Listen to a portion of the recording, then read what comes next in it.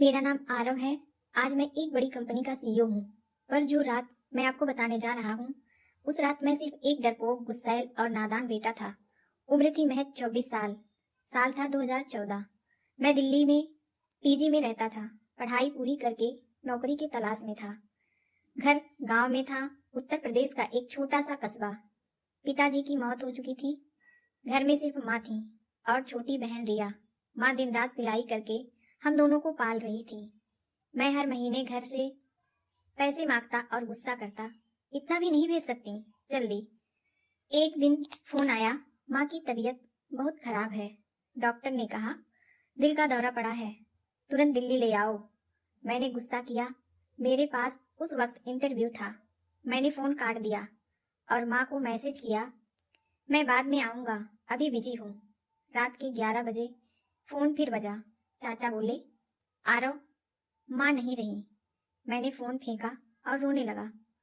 फिर गुस्सा आया माँ पर कि मर क्यों गई, मुझे बुलाया क्यों नहीं पहले। मैंने ट्रेन भी नहीं ली, बस में बैठ गया। रास्ते भर मैं माँ को कोसता रहा। बस जब गांव के पास पहुंची, सुबह के 5 बज रहे थे। मैं घर की तरफ दौड़ा, दरवाजा खुला था।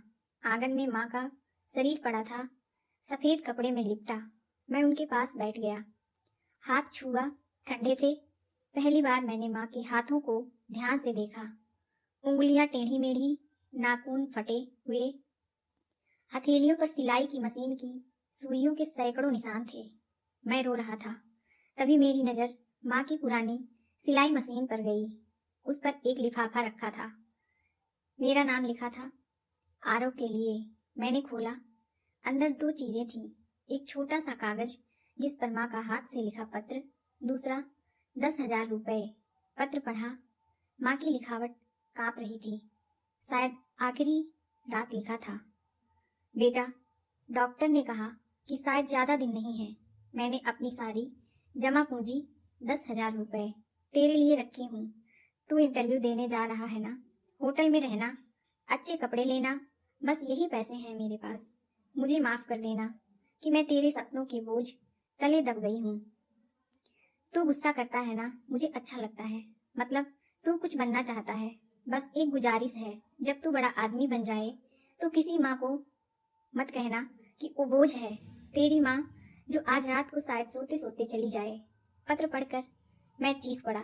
वो 10,000 रुपए मेरे हाथ में थे, जिन पैरों के लिए मैंने माँ को हर बार डांटा था। वो माँ ने अपनी आखिरी सांसों में मेरे लिए बचाए थे।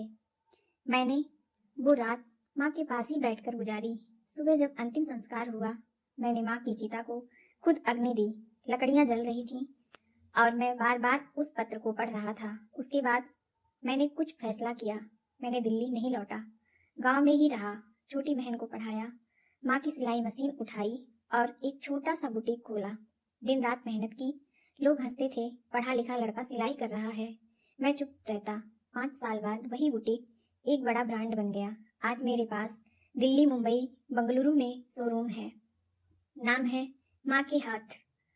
हर दुकान के बाहर माँ की वो तस्वीर लगी है जिसमें वो सिलाई मशीन पर झुकी हुई है। हर शोरूम के काउंटर पर वही पत्र फ्रेम में लगा है जो माँ ने आखिरी रात लिखा था। हर साल मैं उस रात की याद में एक दिन की सारी कमाई किसी अनाथालय में दान कर देता हूँ। कर्मचारी पूछते हैं, सर, इतना बड़ा दिन, सेल का दिन, फिर भी दान? मैं मुस्कुरा कर कहता हूँ, उस रात मैंने अपनी माँ खोई थी।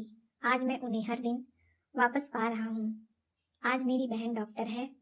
मैंने शादी नहीं की। मेरे घर में माँ का कमरा आज भी वैसा ही है। उनकी सिलाई मशीन आज भी चलती है। मैं खुद बैठकर सिलता हूँ जब मन उदास होता है। लोग कहते हैं, आरव, तुम बहुत बड़े आदमी बन गए। मैं कहता हूँ, नहीं, मैं तो बस एक बेटा हूँ जो अपनी माँ का एक पत्र पढ़कर इंसान बन गया। अगर आप अभी अपने माता पिता से नाराज हैं तो एक बार उनके हाथ चूम लीजिए। शायद वो हाथ आपकी पूरी दुनिया बदल दे। माँ अब भी मेरे साथ है, हर सिलाई में, हर धागे में, हर सपने में। बस अब मैं उन्हें कभी बोझ नहीं कहता। अब तो मैं कहता हूँ, माँ, तुम मेरी सबसे बड़ी पूंजी हो। समय रहते माँ बाप की अहमियत को जरूर पहचानिए और उनकी सेवा करिए, उनको इज्जत दीजिए। Thank you.